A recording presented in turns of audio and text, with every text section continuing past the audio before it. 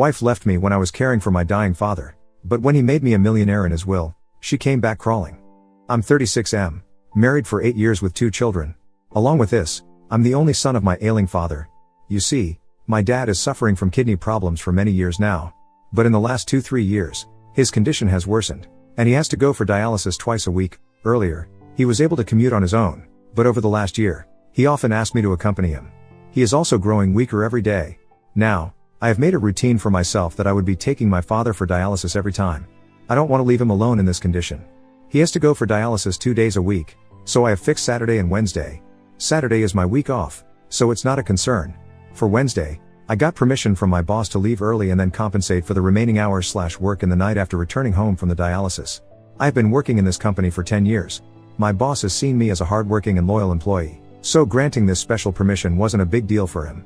However, the problem was at home with my wife, Avril, 34F. When she got to know that I would be taking my dad for dialysis twice a week, she got upset. She didn't like it when I used to take him occasionally, but she never expressed her displeasure up front. Now that I had taken up the responsibility diligently, she could not stop herself. She said that there's no point wasting my time on my father because whatever I do, he was never going to be impressed by me. Well, here's a little context to this. My dad owned a merchandising business. He was quite well off and had acquired decent wealth. He wanted me to take over his business, but I was passionate about something else. I wanted to get into technology. I was enthusiastic about coding and creating software, so after school, when Dad wanted me to take up some business or management courses, I took up a software degree. He was still fine with that until I was willing to join his company. However, after completing my graduation, I started working for a renowned tech firm. Dad wasn't happy that instead of taking forward his legacy, I was working for someone else. He kept asking me to join his business, and I kept stalling it.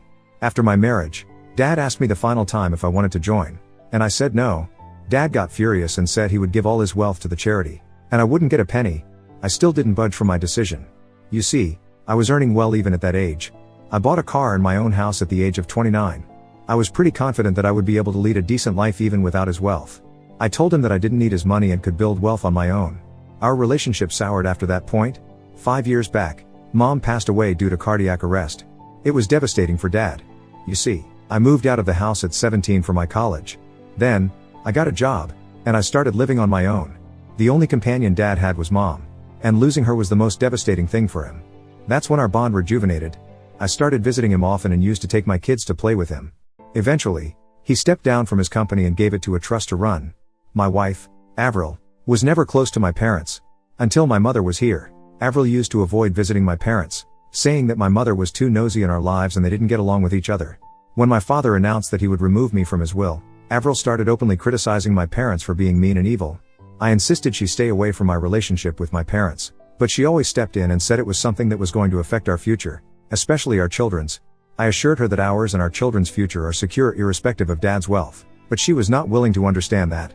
Now, coming to the current situation, Avril created a fuss when she got to know that I would be accompanying Dad for dialysis twice a week. Initially, I tried to make her understand that Dad had no one but me. He has lost his parents long back. Though he has an elder brother, he lives in the other end of the city and rarely visits Dad. Dad has become very lonely after Mom's demise, and in this condition, I cannot abandon him. But my wife refuses to understand this. Of late, she had made my life miserable. Every Saturday, she comes up with some plans. Either it is hosting a party at the house, deep cleaning the house, outing with the children, or as stupid as grocery pickup. I made her understand that she can plan anything she wants on Sundays because, on Saturdays, I have to take Dad for dialysis.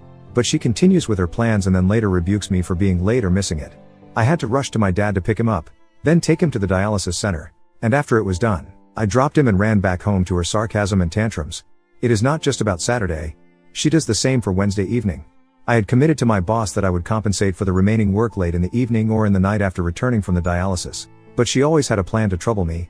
Almost every Wednesday evening, she would go out, either to meet her family, her long-lost friends, or to attend some random party, leaving the children's responsibility to me. I had to juggle my work, cook for the children, feed the younger one, and meanwhile complete my pending tasks at my workplace. This was after a hectic day at work and at the dialysis center. I know it's getting long, but this is how miserable my condition is. Many times, my dad suggested that I let him go to the center with the nurse because he sees me always in a hurry and tense, looking at my watch. After dropping him home, I don't even wait for a second and rush back. Even while picking up, I ask him to be ready and come outside before I arrive. Dad has a full-time nurse and a caretaker to take care of him. But I still feel bad for not spending time with him. The drive from his house to the center is 30 minutes. Earlier, I used to enjoy chatting with him during that drive about the good old days of children. But as Avril's tantrums have increased, all I'm concerned about is rushing back home. Most of the time, I'm just overspeeding my car in the traffic, taking shortcut lanes, and overtaking other vehicles to cut down the drive time. This is the only time I get to spend with Dad, and I don't want to ruin that or stop it by asking him to go with the nurse. I, too, have some responsibilities as a son. I'm just not able to bear this woman any longer. Update 1. It is just getting worse every day. My wife is not leaving any stone unturned to dissuade me from attending my father. Her point is that it is a lost deal. Dad had already removed me from his will and had given his wealth to charity, so there was no point wasting time and energy on him. I fail to understand her. Do we do everything just for profit and loss? What if someone's parents don't have any wealth or are poor? Do their children abandon them because they have nothing to offer? After listening to her tantrums for so many months, I finally told her that she was not going to inherit anything from her parents, so why does she visit them every now and then? Oh my God. She lost her SHT at this and said, "My parents did a lot more than your greedy father. They supported me in everything. They are not like your father, who disowned you for not joining his business. My father would have never done that to me. So don't you dare compare my parents to yours. It was not just once. This type of argument is becoming a norm at my house almost every Wednesday and Saturday after I return from dialysis. Just that it is getting severe and ugly at every instance. Earlier, she used to fight with me alone. Now, I see her yelling and shouting at me in front of the children. Not only this, I have heard her bad-mouthing my dad in front of my children and manipulating them against me and my dad. I heard it and intervened, which again led to an ugly fight between us. Avril's fight has become a routine for me. On the days when she doesn't fight, I feel something is missing, only she becomes more aggressive the next day. I have almost given up on her. Now, I don't yell back and answer her, I just ignore her as if she doesn't exist for me. What else should I do? I cannot abandon my father just to please her. I don't care if he has kicked me out of his will. He did so because of my own decision. I refused to join his company. He was forced to give his hard-earned business to the trust. It must have been so disheartening for him. That company was a baby to my dad, and he had to donate it to someone else. He had all the right to disown me because I had hurt him. I sometimes feel that karma is biting me back because I had hurt my dad. On the other hand, Dad is becoming weaker. He is barely able to walk on his own. He needs support to step him down to the car. To save time, I used to ask him to come outside and drop him outside the house. But now, I don't care about being late. I go inside to carefully walk him to the car and then drop him to his bed until he settles down peacefully. He is also having shortness of breath, so I make sure to walk him as slowly as he wants. Also, while driving, I drive carefully so as not to overspeed and increase his heart rate. I don't care about going late to my house because rushing to the house was also not helping. If I anyway have to deal with that evil woman, why not at least keep Dad happy? My casual attitude has worsened the situation, and yesterday, Avril said that I need to choose one of them, either my dad or her. I tried to make her understand that Dad was not going to be with us forever, seeing his condition. It didn't look like he was going to make it long. She came back with a curt reply, "In that case, you need to make your choice carefully. Someone who is going to be with you forever or someone who is going to die soon." This was so insensitive. I told her, "You know what? I'd better choose my dad than choose you, who is so evil and selfish to a dying man." She packed her bags and left. I didn't even stop her. She needed some time to cool off, and I also needed some space from her. In her absence, I'm taking care of the house, my children, Dad, and my work, yet I feel so relieved, so relaxed. Her absence is actually soothing to me. The day before yesterday, she sent me a divorce paper. I was somewhere expecting it but didn't anticipate it to be coming so soon. I was shocked, but deep down, I was happy and relieved. I didn't call her, just signed the papers and sent her back. Surprisingly, she didn't ask for the custody of the children. That was the only clause I was worried about, but she clearly didn't want them. When she received the paper, she called me back, yelling that how could I just sign it without calling her and pleading with her.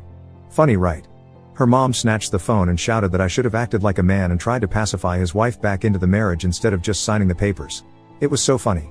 Why would I do that? She wanted a divorce, and I complied. I was like, it was good for me. I got rid of her without a fuss.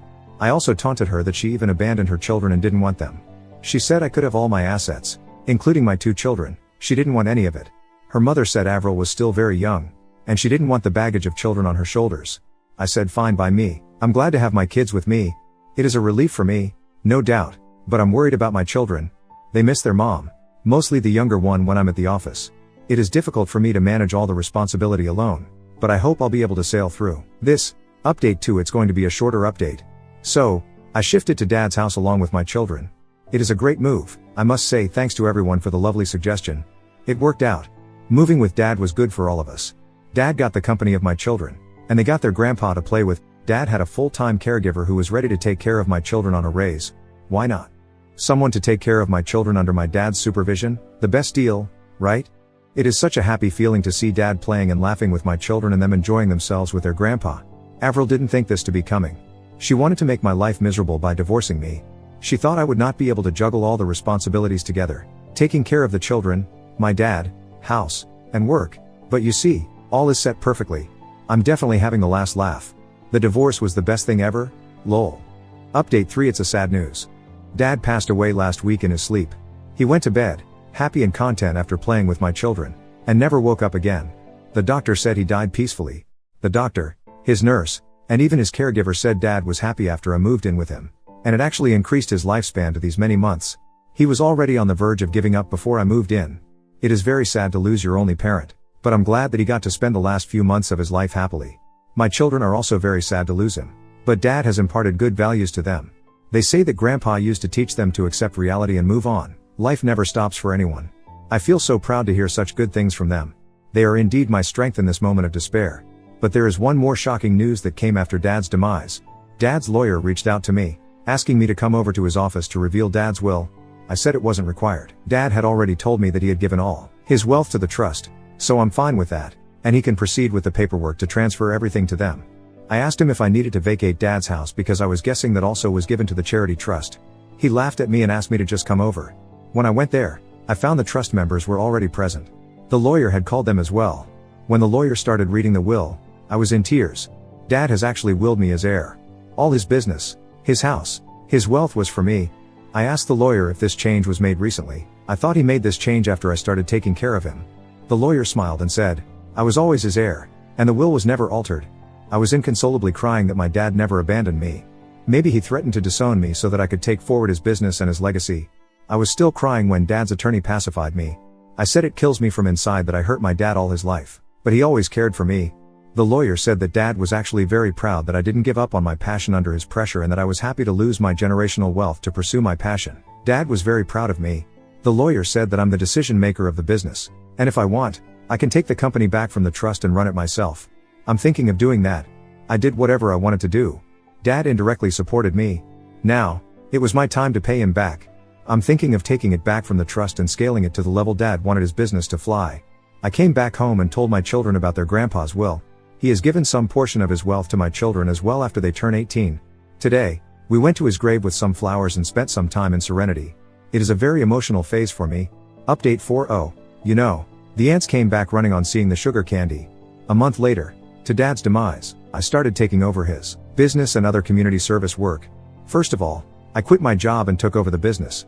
Then I rented my house because my children and I decided to live at my parents' house. They feel connected to their grandpa in this house. This house has my childhood memories, so I also don't want to leave it. With this news that I had inherited my father's $1 million wealth, I got many visitors at my house, long-lost relatives, friends, and neighbors, but the most surprising visitor was my ex-wife, Avril, and her parents. They entered the house sobbing that they didn't know about my father's demise, or else they would have attended the funeral. Her parents went on to say all good things about my dad. Avril hugged the children and cried about how much she missed them. I asked her if she missed them so much, and why didn't she visit them in the last 7-8 months. She said she went to our house, but it was locked. What a BS. I was like, weren't you worried about your children when you saw the house was locked? Didn't you feel it necessary to contact me and check if the kids were fine? She had no answer. Her parents were like, let's forget whatever has happened in the past. Now that my father was gone, the children would be left alone in the house when I was at work. They need a mother, so it was better that we reconcile. I laughed at their face at this suggestion.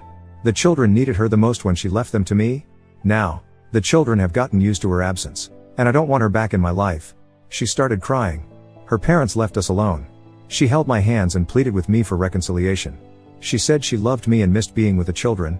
I laughed and said, you know what? You don't love me, you love the wealth my dad left to me. You and your greedy parents are here on my door just to leech on my money. I don't regret using those words for her parents because that's what they are. She also called my dad greedy and mean during our divorce. There was no way I was letting this woman have a penny from my dad's hard-earned money. She got offended that I had abused her parents. She said until now, she was pleading with me because she loved me, but now she would take what is rightfully hers. She didn't demand any alimony for the divorce. But now she needs half of my wealth, rather half of my dad's wealth. I told her she could do whatever she wanted. I'll destroy her but not give a penny. She abused me and left. I discussed this with my lawyer about this possibility. He said that her chances were slim. The divorce had settled a year before I got the inheritance. Besides, the children were with me, so there was no way she could get anything. But he also asked me to be careful about letting her spend time with the children. She could manipulate them and file for their custody and then later use them to demand money for their maintenance and all that. I couldn't be more thankful to him for this advice. I'm going to supervise their meeting. I'm also spending a lot of time with the kids these days to help them cope with the loss so that they don't run to their mommy for emotional support. I've undertaken my dad's company, so it gives me a lot of flexibility to manage my well-being and personal life. I'm planning to take the kids on a vacation in the Bahamas. Yeah, why not? They deserve this lavish vacation. No, it's about overspending my dad's wealth. I could have also afforded it, but I didn't have the time earlier, juggling work and taking care of dad. Now that I can, I want to take them out. As far as Avril is concerned, she hasn't contacted me since their last visit. I think she is busy knocking on every lawyer's office to file a suit against me.